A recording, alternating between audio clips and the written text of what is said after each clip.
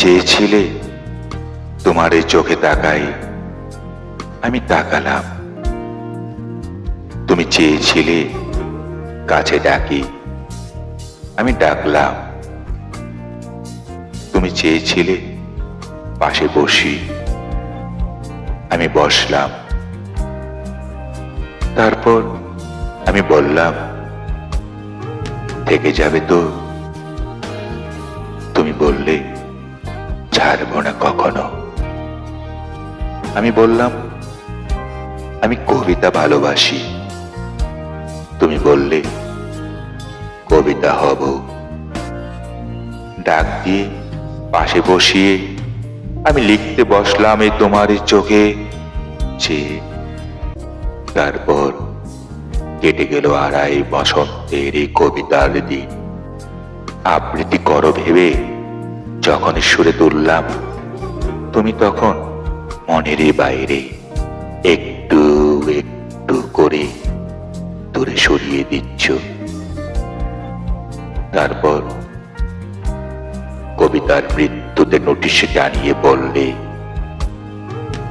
তোমার চোখ নেই, কান নেই, ডাক শোনো না আমার, মাটিতে বসতে পারো না।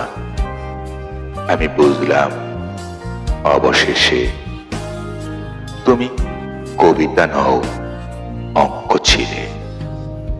আমি ঠিক বুঝতে পারিনি, কবিতা ভেবে মুখস্থ করে নিয়েছিলাম। কিন্তু অঙ্ক মুখস্থ করে লাভ নেই, সূত্র বুঝতে হয়।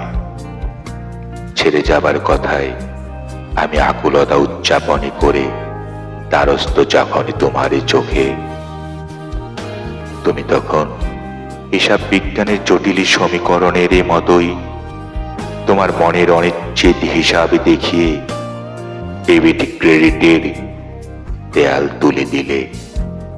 আমাকে ছেড়ে যাওয়ার দেয়াল দেখিয়ে দিলে অজুহাত নামক যন্ত্রের যাতনারই অঙ্ক।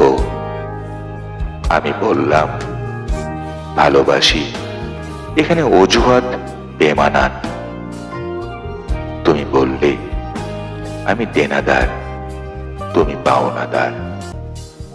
হিসাব বিজ্ঞানের চূড়ান্ত হিসাবে ফলাফলে যেখানে দুজনেরই জন্য দুটো আলাদা ঘর, মাঝখানে দৃশ্যমান দেয়াল, বুঝো না? আমি এবার সত্যি সত্যি বুঝলাম, আমি কবিতা ভালোবাসতাম, তুমি অঙ্কে পাকা মানুষ।